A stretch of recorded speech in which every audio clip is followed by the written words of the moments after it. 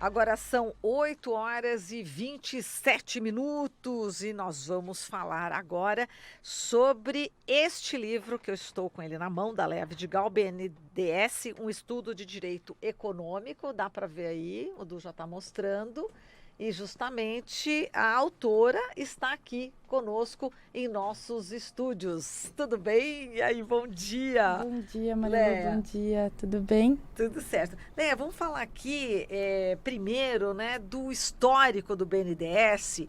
Ele nasce no segundo governo Vargas, né?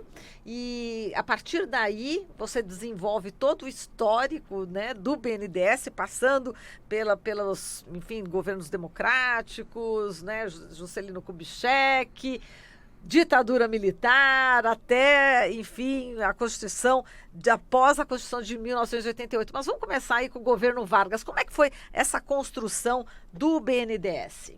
O BNDES nasceu, foi criado em 52, né? A aprovação da lei que criou o BNDES é de 52. E ele foi um esforço, na verdade, resultado de um esforço que vinha sendo feito desde os anos 30 pelo governo Vargas, né? De construir uma capacidade do Estado de planejar o desenvolvimento. Então, era um projeto nacional que teve a necessidade de implantar a capacidade do Estado de industrializar o país de maneira planejada e de longo prazo. E o BNDES veio como um instrumento que financiaria esse processo de desenvolvimento desde o seu início, desde a infraestrutura, energia, transporte, até a industrialização mais complexa que a gente viu ao longo de toda essa história que eu conto no livro. Então, ele nasceu junto com esse ímpeto industrializante do governo Vargas. Exato. Aí depois o Juscelino Kubitschek foi importante essa fase, né, para o BNDES. Foi muito. O período Kubitschek foi um período em que o BNDES teve a ampliação das suas fontes de receita e foi um instrumento principal do plano de metas. Ele foi um formulador do plano de metas, porque os técnicos internos do banco muito qualificados elaboraram diagnósticos da economia brasileira e setoriais. Então, para essa inteligência foi importante e também para o financiamento e execução do plano de metas ao longo do governo JK, que foi, pela bibliografia histórica, uma associação exitosa entre planejamento do desenvolvimento com democracia, né? A gente tinha 8% de crescimento do PIB ao ano, com um acréscimo de capacidade industrial nacional muito forte. Então, você teve a Petrobras, que ampliou muito a sua produção de petróleo, teve a ampliação da malha de transportes e ferroviária e rodoviária. A gente tem geração de energia elétrica nesse período muito ampliada, e o BNDES foi fundamental para executar todas essas metas. E na ditadura militar, o que acontece com o banco? Então, a gente tem uma instabilidade, né, posterior ao governo JK. Tinha um projeto de continuar esse processo de desenvolvimento em 65. Então, o JK já era candidato à presidência com o plano da agricultura, que chamava-se... o slogan era 5 anos de agricultura para 50 anos de fartura. Então, era levar as condições de vida e de bem-estar que já tinha sido melhorada para o trabalhador urbano no setor rural, para o produtor rural. Então, tinha reforma agrária, previsão de aumento de salário, acesso à cultura e educação. Tinha uma série de... as chamadas reformas de base estavam previstas, inclusive, nesse plano. E com os governos militares, você tem um redirecionamento do processo. Então, primeiro você tem o golpe, né? Então, um regime autoritário centralizado, de planejamento também. O Estado foi remodelado para planejar o desenvolvimento, mas aí um desenvolvimento diferenciado, abrindo mão de um controle dos setores mais dinâmicos da economia, mais complexos, né? Então, o capital internacional foi privilegiado nesse processo, o capital privado nacional ficou associado a esse capital internacional e houve uma concentração de renda muito forte. Nesse cenário, o BNDES continuou importante, né? Inicialmente, houve uma tentativa de acabar com o BNDES pelo Roberto Campos, no governo Castelo Branco, mas depois ele foi importante para ampliar muito a atuação do Estado na economia durante o período militar e o crescimento do chamado milagre, que eu não considero que seja um milagre, ele foi muito em função da atuação do BNDES até o segundo PND, o segundo Plano Nacional de Desenvolvimento dos anos 70.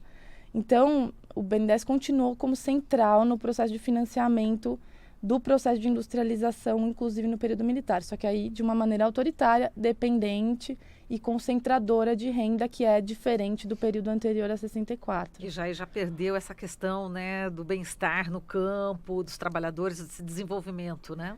Já teve um foco foco grande no financiamento da produção de bens de consumo duráveis e voltados para a classe média alta, né? Então, isso foi importante para industrializar o país, mas em setores em que a renda era mais alta e os salários, como estavam muito restringidos nesse período, eles foram congelados no seu valor real, o consumo da massa da população ficou reprimido, né? A gente não teve essa liberação do nosso mercado interno para instrumentar aí o processo de demanda e industrialização mais voltada para a massa da população, para atender as necessidades mínimas, né? A gente pode dizer que se não tivesse tido o golpe, não fossem os governos militares, o Brasil hoje seria outro. Se o plano JK era candidato certo à presidência e ele era o favorito às eleições de 65. Eu tenho bastante certeza de que seria outro o nosso rumo, porque a gente já tinha uma experiência virtuosa de desenvolvimento eficaz, né, concreta, no período da década de 50. Então, eu acho que, de fato, a gente avançaria com democracia para um processo de desenvolvimento mais soberano, autônomo e mais democrático. Agora, no fim dos anos 70, a gente tem essa desvinculação total do BNDES dessa lógica do planejamento, inclusive no plano de vista legal. Como é que foi isso? O que isso impactou para o banco? O BNDES sempre esteve, quando ele atuou, quando ele foi importante, sempre esteve conectado a um planejamento de longo prazo, um planejamento de conjunto da economia pela estrutura do Estado, né? Então, com os governos militares, esse planejamento foi centralizado, foi amplificado, mas com a crise da década de 70, né, você tem a crise da dívida e a crise fiscal decorrente disso, a internalização da dívida pelas empresas e depois pelo Estado brasileiro, levou a uma crise fiscal e a um fim do planejamento de longo prazo no Brasil. Então, depois do segundo PND, que não chegou a ser completado, realizado por conta da crise, você tem uma desestruturação da capacidade do Estado planejar. Você tem a onda neoliberal, então a incorporação do discurso da globalização na economia, de uma suposta necessidade de liberalizar, diminuir a atuação do Estado, e com isso vai-se nosso ímpeto de planejar o desenvolvimento e de organizar o nosso mercado para atender os interesses nacionais, os interesses da população. Nesse cenário, a gente tem uma revogação da legislação do período militar sobre planejamento no final dos anos 70, e até hoje a gente não tem lei que estruture o processo de planejamento brasileiro, apesar de que a Constituição Federal de 88, ela tem no seu artigo 174 a obrigação do Estado planejar o desenvolvimento, inclusive com a edição de uma lei que organize, que fixe qual é o órgão que vai realizar esse processo, quais são as competências de diagnóstico, de projeção, de orçamento relacionado a isso. E essa lei deveria ter sido editada pelo Congresso Nacional, até hoje não foi feito. O que reflete, do ponto de vista político, uma falta de vontade mesmo de reestruturar essa capacidade do Estado brasileiro para planejar o desenvolvimento. Então, nos anos 90, a gente teve um processo de privatização, de desorganização, né, da atuação do Estado na economia. Esse processo está avançando desde então, né? A gente teve a privatização do setor de energia elétrica, telecomunicações, e outras empresas, inclusive, bastante eficientes. E, do ponto de vista da visão de conjunto da economia, e de longo prazo, o Brasil não conseguiu retomar. Nesse cenário, o BNDES ficou míope, ele ficou sem norte. Sem o plano, o BNDES acabou se voltando para quê? Durante os anos 90, ele foi gestor de privatizações, virou principalmente financiador, inclusive da exportação de commodities para fazer caixa, para lidar com o balanço de pagamentos, para lidar com a redução da inflação e gestor das privatizações. Inclusive, várias estatais foram vendidas a preços de banana e financiadas pelo BNDES, às vezes com títulos públicos que tinham um valor muito, muito abaixo, né, do que deveria ser. Então, ele perdeu essa eficácia como executor e planejador e financiador do planejamento. A gente perdeu a visão de longo prazo, na verdade, né? E aí agora a gente está...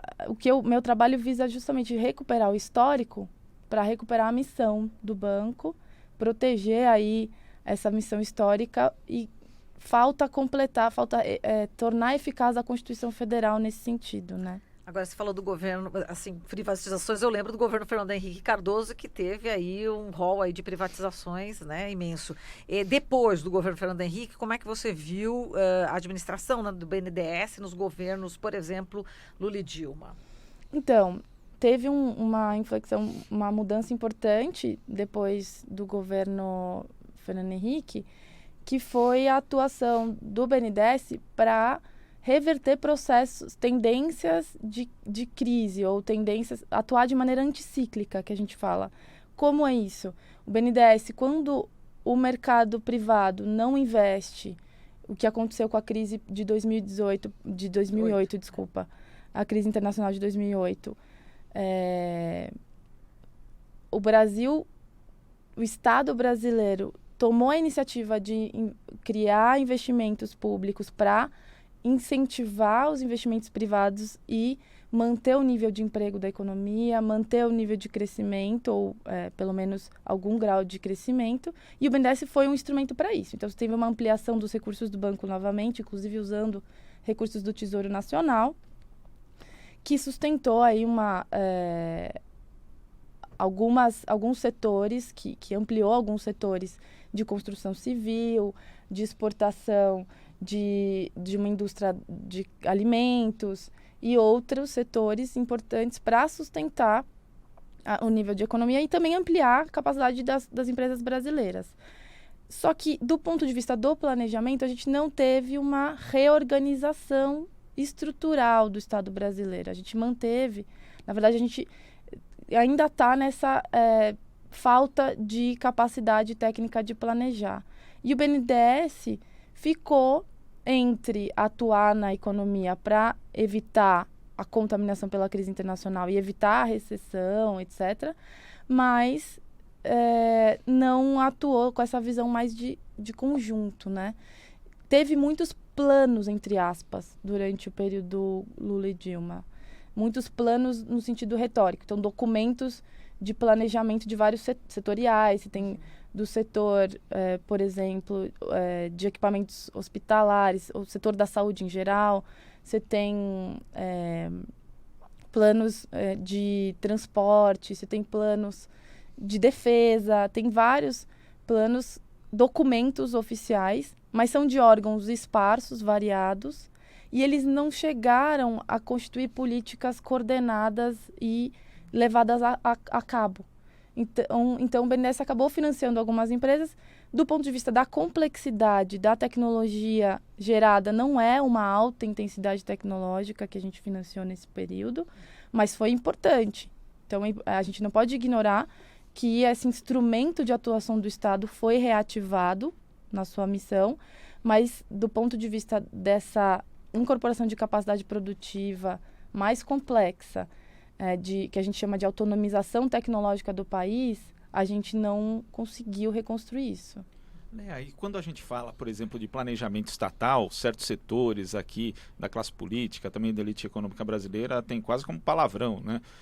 Mas, na verdade, países capitalistas, inclusive aqueles que se dizem liberais, todos eles adotaram em algum ponto da sua história, e até hoje, o planejamento a partir do Estado. Sim, a gente estava conversando agora há pouco. todos os países desenvolvidos sistematicamente, continuamente, usam os seus estados para organizar os seus mercados e industrializar e manter e desenvolver a sua indústria a cada geração tecnológica que se cria, na verdade, né? Então, tanto do ponto de vista do investimento em inovação, que é um investimento de altíssimo risco, o Estado é o que assume o maior risco. Comentei sobre o livro da Mariana Mazzucato, uma autora que o livro dela chama-se o Estado Empreendedor. E ela mostra como o Estado americano financiou o desenvolvimento das tecnologias mais importantes, por exemplo, no iPhone. A maioria das tecnologias que estão integradas nesse dispositivo tão bonitinho, tão valioso, né, que geraram uma das maiores empresas do mundo, que é a Apple, elas foram desenvolvidas nos departamentos de defesa norte-americano, com orçamento público, muito dinheiro, muitos bilhões de dólares, né? E isso acontece, por exemplo, na Alemanha, que tem um banco de desenvolvimento. Veja, um banco público alemão hoje tem quase 500 bilhões de dólares em ativos, né? A Coreia do Sul tem também seu banco de desenvolvimento um pouco maior que o BNDES. A China tem só o Chinese Development Bank tem quase 2 trilhões de dólares em ativos. E o BNDES, veja, tem um pouco mais de 200 bilhões, né? Então, a atuação do Estado brasileiro em relação à intensidade do planejamento e da estrutura do Estado para organizar a economia no mundo desenvolvido, a atuação do Estado brasileiro é pequena, ela é tímida, né? E ela precisa ser mais sistemática, ela precisa ser de longo prazo e criar financiamento estável com juros baixos para que a capacidade industrial seja estimulada, o investimento na indústria, né? Mas agora a gente está falando bastante em privatização de novo no governo Bolsonaro, né? Então isso aí vai por terra, né? E também na questão dos bancos públicos, né? Que não só o BNDES, mas também a Caixa, o Banco do Brasil, eles têm um outro tipo de atuação em relação ao que vinha acontecendo. Quer dizer, quando a gente fala, por exemplo, em privatização de ativos desses bancos, é o Estado, de certa forma, abrindo mão do instrumento muito importante de intervenção e fomento da economia e do próprio desenvolvimento. Sim, na verdade, várias estatais, quase todas foram desenvolvidas ao longo de décadas de investimento público e de criação de inteligência nos variados setores, né? Então, a Telebrás, a gente está falando da Serpro, da Dataprev, são dados estratégicos, né, para a organização do Estado e da economia brasileira. Outras estatais, os Correios, a gente tem... A Embrapa não está na mira imediata, mas a gente tem a Empresa Brasileira de Pesquisa Agropecuária, que é muito importante para o setor agrícola, em tecnologia, enfim. Sem falar da Petrobras? A Petrobras, a Petrobras era a que eu ia falar agora, na verdade. É onde a gente tem a tecnologia, a mais avançada, né, tecnologia de extração de petróleo em águas profundas. É extremamente dinâmica, extremamente complexa essa tecnologia. Aliás, se você olhar um mapa, um gráfico da complexidade tecnológica, a gente tem 2 setores que são os mais complexos e o Brasil ainda tem essas tecnologias no setor de petróleo, essa que é detido pela Petrobras, ainda é nacional, e o setor aeronáutico, em que a gente tem a parte da defesa, da construção, da indústria da defesa, e a parte comercial a gente já privatizou e vendeu. Mas a Embraer ainda é nacional no ponto de vista da tecnologia de defesa. E isso gera empregos de qualidade. Então, não existiria, por exemplo, o ITA, São José dos Campos, aqueles cientistas, aqueles técnicos de altíssimo nível que têm espaço para trabalhar, para desenvolver tecnologia no Brasil, depois de se formar, financiados pelo Estado brasileiro. Se não tivesse a Embraer, né? Se não tivesse essa tecnologia. A gente acolhe essas pessoas e a gente expande o potencial delas quando a gente cria estruturas industriais que permitem desenvolver esses produtos. Ou então a gente exporta esses cérebros. Ou a gente cria as estruturas que abriguem e desenvolvam esses potenciais criativos no Brasil, ou a gente abre mão essa capacidade e exporta a nossa capacidade de pensar e de criar soluções, né? Então, quando a gente aliena esse Estado essas empresas estatais, a gente tem que pensar que não é só uma questão financeira. E financeiramente elas são lucrativas, tá? Porque a BNDES dá lucro, a Petrobras dá lucro. Acabou de vir uma notícia do Valor hoje sobre o lucro das estatais brasileiras, que aumentou no último semestre. Então, do ponto de vista financeiro, existe lucro, mas não é só financeiro. É de complexidade econômica. Os setores mais dinâmicos da economia ainda são setores estatais e a gente não pode abrir mão dessa autonomia tecnológica, né, que ainda nos resta, do ponto de vista para olhar só para uma questão fiscal imediata. E não vai resolver, não é a privatização das empresas estatais que vai resolver o curto prazo, e no longo prazo a gente puxa o próprio tapete, né? Um tiro no pé. Então, a serviços de quem, então? Para quem que está sendo favorável, né, esse cenário brasileiro hoje, do governo Bolsonaro, com esse ritmo aí de privatizações? Olha, o interesse nacional é que não é, né? Apesar do discurso, porque quando a gente abre mão do que é mais valioso dentro da economia, do que produz mais valor, do que incorpora maior capacidade tecnológica, a gente está, de fato, desestruturando muito mais do que construindo alguma coisa. E existem interesses econômicos, né? Você entregar uma empresa dinâmica, com tecnologias estratégicas que ninguém tem, como a Petrobras, a um preço baixo, que é o que se fez, por exemplo, com as distribuidoras, sim, né? Há pouco tempo atrás, comprar o setor privado, que é internacional, porque não tem concorrência nacional, não tem nem concorrência internacional no petróleo, imagina nacional, né? Então, o setor privado a Shell ou outras empresas vão querer comprar esses ativos e se fortalecer e determinar o preço de um produto bastante importante para, na verdade, explorar o nosso pré-sal, nossos recursos naturais, nosso patrimônio, e o preço da gasolina vai ficar a cargo de quem, né?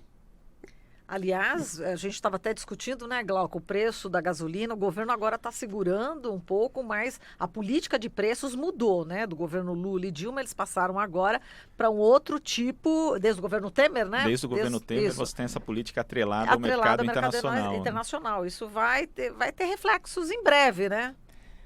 Na verdade, isso é uma falta de percepção da função de uma empresa estatal. Né? O artigo 173 da Constituição fala que o Estado atua na economia quando houver relevante interesse coletivo ou motivo de segurança nacional. E o petróleo, que é um recurso estratégico, ele é justamente, acho que os dois, né? Ele tem esses dois fundamentos. A criação da Petrobras se baseou nesse interesse nacional em controlar o preço do petróleo para a indústria, para determinar os preços internos da economia. Chama-se a capacidade de internalizar decisões relevantes da economia, né?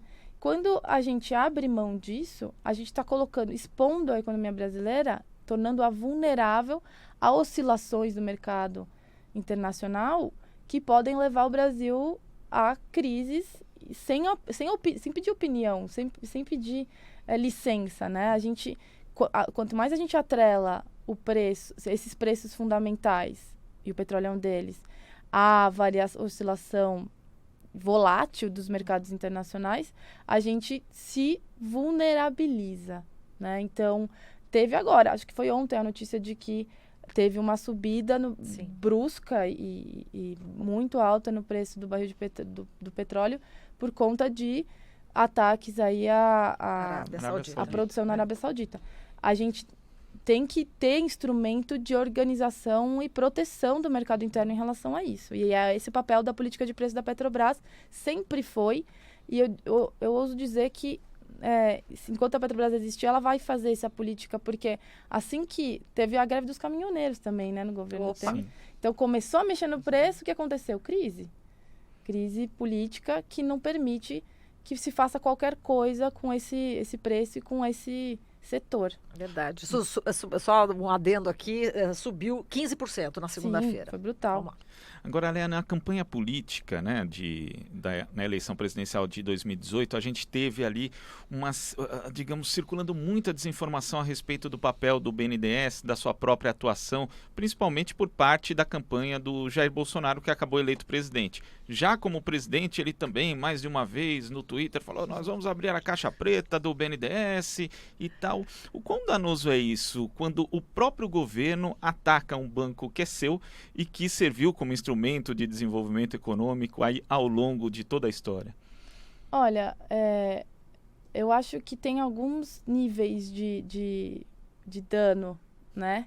Primeiro, investigação é sempre necessária, proteção da lei, defesa do cumprimento da lei é sempre importante, e combate à corrupção é sempre fundamental. E também a condenação por esses crimes tem que ser feita com base em provas, né? Então, em primeiro lugar, falar de corrupção é necessário quando houver investigação, embasamento com base em fatos e documentos e provas que confirmem que existe o crime, certo? Antes de confirmar, de existir prova, alardear que existe uma caixa preta, que isso seria maior do que o maior escândalo da história do país, esse tipo de narrativa contamina a reputação de pessoas que trabalham no banco, de técnicos, de um corpo técnico que historicamente é muito eficiente, que é bem preparado, que tem condições de ajudar o Brasil a melhorar suas condições econômicas e sociais, e a gente não, né? Mas, enfim, esse discurso é jogado na opinião pública sem essa responsabilidade de proteger essas reputações, né? Sem provas. Então, eu acho que por esse lado você tem essa contaminação de todo um ativo, um patrimônio que são essas pessoas trabalhando lá há muito tempo, as suas carreiras, a sua vida colocada em dúvida sem provas. A gente não pode ter esse costume, muito menos o próprio Estado brasileiro ou a política, né, o executivo. E aí, em segundo lugar, quando você tem casos de corrupção, e os casos de corrupção acontecem em todos os países do mundo, eles não são exclusividade brasileira, apurados, comprovados, devem ser punidos. Quem deve ser punido? Os responsáveis. As pessoas responsáveis por cometer atos de corrupção, as empresas, ou os empresários, tanto o setor privado quanto o setor público, têm que ser punidos. Mas as empresas, a capacidade do Estado e também da indústria de perseguir a sua função, ela não pode ser prejudicada. Você pune o responsável, a pessoa. Você não entrega a estrutura que foi criada ao longo de tanto tempo e tem uma função fundamental na economia brasileira. Então, primeiro comprovar que existe alguma coisa antes de sair falando que tem uma caixa preta. Eu ainda não enxerguei, não vi provas contundentes de que há casos de corrupção, muito menos da dimensão disso. Em princípio, o BNDES segue sendo uma instituição extremamente eficiente, idônea, que pode eventualmente cometer políticas que não tenham tido o resultado esperado, e o meu livro reflete várias delas. Eu faço tanto defesa quanto críticas em vários pontos, mas acho que da idoneidade para você queimar a reputação de uma pessoa, você tem que ter prova, e de uma instituição também, né? Eu acho que a gente tem que proteger o nosso patrimônio nacional aí. Muito bem, eu só estou repercutindo aqui, olha, a Ana Luísa Martins e Silva está falando, a fala da escritora, né, da autora do livro, está me fazendo lembrar da infância da década de 70, meu pai era assalariado e não podia comprar bens duráveis, está aí na prática, né, o estrago aí da ditadura militar, né, é isso, a gente agradece aqui, Léa, por sua participação, excelente entrevista, muitíssimo obrigada. Obrigada, Marilu. E volte sempre, hein? Temos que trazer sempre, hein, Glauco, Léa? Eu já estava tratando de outra pauta com ela, da questão da desindustrialização. Pronto. Então, Léa vai voltar. Vai voltar, Léa. Muito obrigada. Obrigada, bom dia para você. Bom dia. Falamos aqui com a Léa Vidigaula, que é advogada, professora de Direito na Universidade Mackenzie e autora do livro. Diga. Isso, só queria passar, o lançamento desse Vamos livro lá. é hoje. Isso. Aqui em São Paulo, na livraria Tapera Taperá, a partir das 19 horas. Que legal. Estarei lá e vai ser uma honra recebê-los. E vai ter um debate também, não é isso? Um debate com o conversa? professor Gilberto Berkovich, que é prefaciador do livro, ele é professor titular da Universidade de São Paulo. Vai ser bem legal, eu espero vocês. Legal, até Legal. mais então. Falamos aqui com a Léa Vidigal. Um abraço a todos. Muito obrigada, Léa. Até mais. Obrigada. Tchau, tchau.